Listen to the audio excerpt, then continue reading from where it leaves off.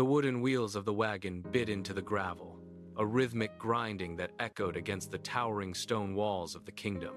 Dona gripped the reins, her knuckles white, as the group pulled into the shadow of the main gate. Above, the sky was changing. The blue of the day bled away, replaced by a deep, bruised violet that seemed to press down on the city. It was the start of the Blood Moon Festival, but the air held no joy. It felt thick, stagnant, and heavy with the scent of impending static. Tina, Fern, Vamp, and Sheila sat in the back, their eyes scanning the ramparts as they passed through the archway.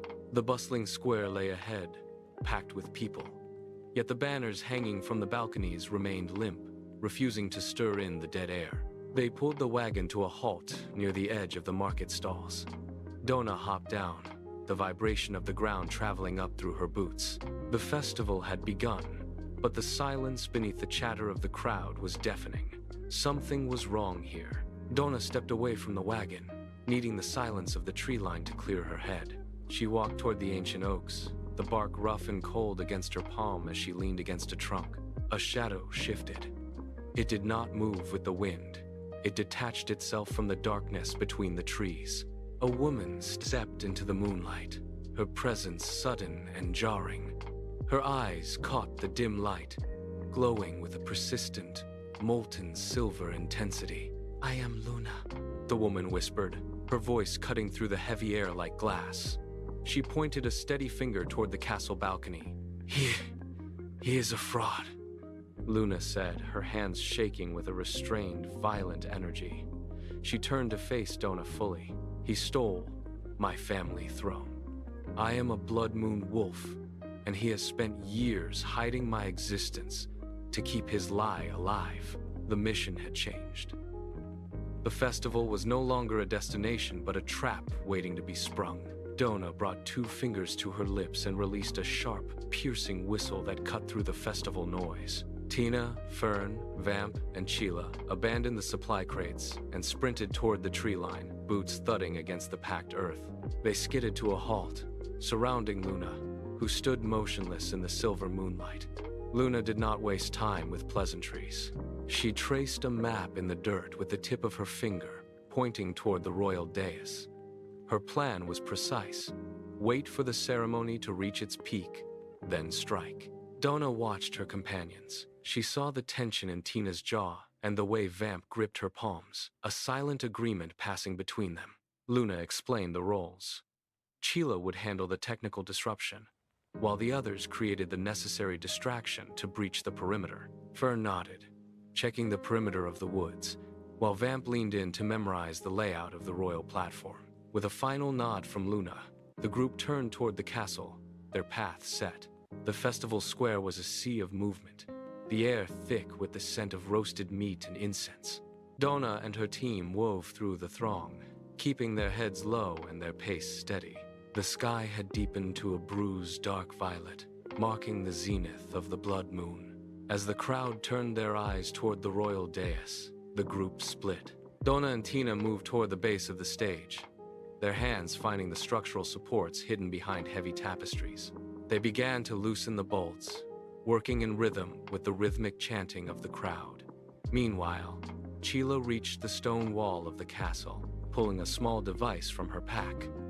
She pressed it against the masonry, her fingers flying across the interface. The signal flickered, then held. Suddenly, the massive stone wall erupted with light. The king's secret ledgers, written in glowing ink, scrolled across the surface for all to see. The cheers in the square faltered, replaced by a low, rising murmur of disbelief. The king stood frozen on the dais, his hand still raised in a wave. The king's face drained of color as the ledgers continued to scroll across the stone. He looked down from the balcony, his eyes scanning the square, until they locked onto Dona and her team. A vein pulsed in his temple. He slammed his fist against the stone railing, the sound echoing through the sudden silence of the square. "Guards, seize them!" he bellowed, his voice cracking with desperation. The crowd surged backward, creating a wide, empty circle around the intruders. From the shadows of the castle arches, the heavy thud of boots signaled the arrival of the royal guard. A dozen soldiers emerged, their hands gripping the hilts of their swords. They moved in a practiced, lethal formation, closing the distance with terrifying speed. The air grew heavy, thick with the sharp, metallic scent of ozone and impending violence. Dona planted her feet, her gaze fixed on the lead soldier. Tina, Fern, Vamp, and Sheila stood back to back, forming a defensive perimeter. As the soldiers drew their blades in unison, the steel hissed as it left the scabbards, catching the dim light of the blood moon. The festival was over. The first soldier lunged, his blade arcing toward Luna's chest. She did not flinch. With a movement too fast for the eye to track, her fingers elongated into razor-sharp claws.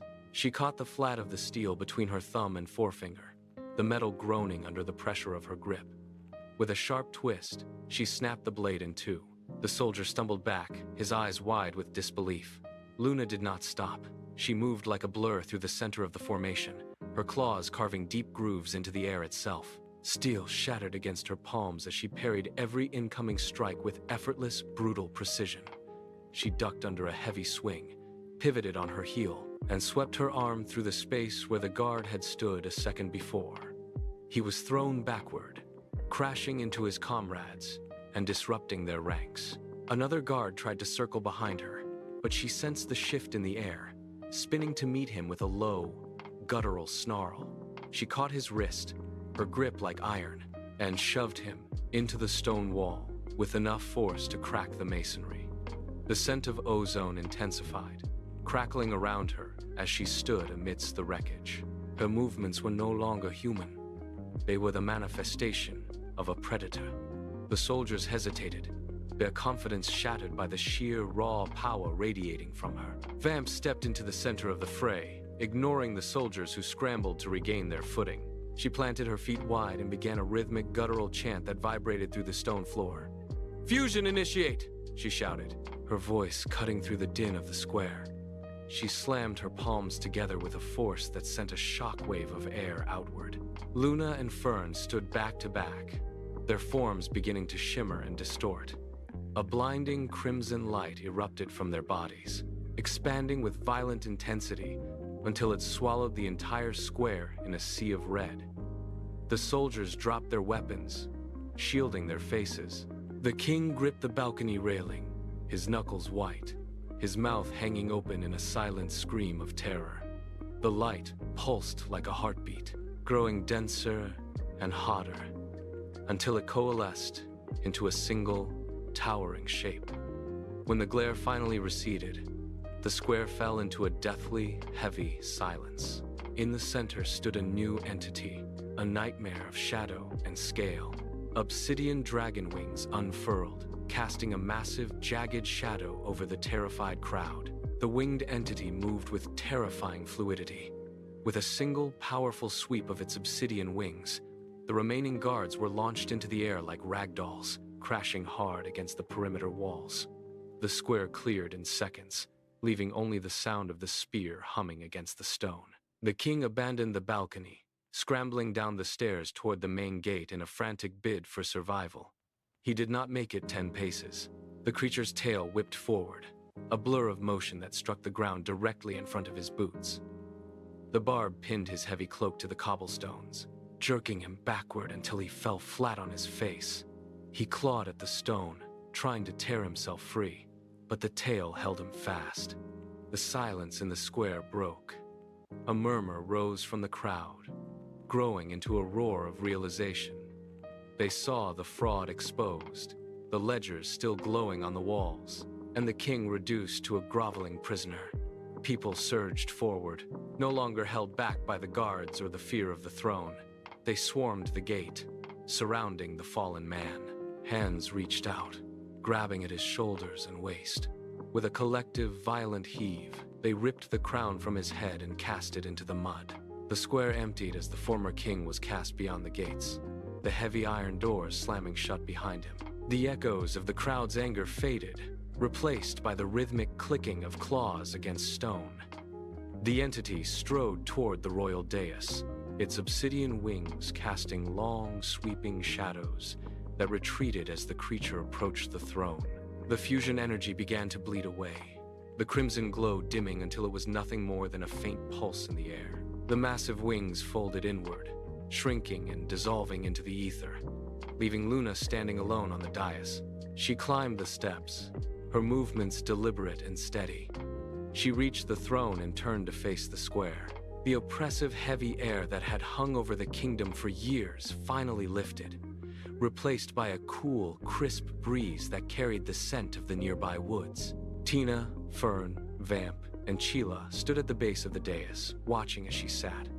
There were no cheers, only a profound, collective exhale. From the people who had gathered in the square, the ledgers on the castle walls flickered and vanished, leaving only the clean, gray stone. Luna rested her hands on the armrests, the silver light in her eyes steadying into a calm, focused gaze.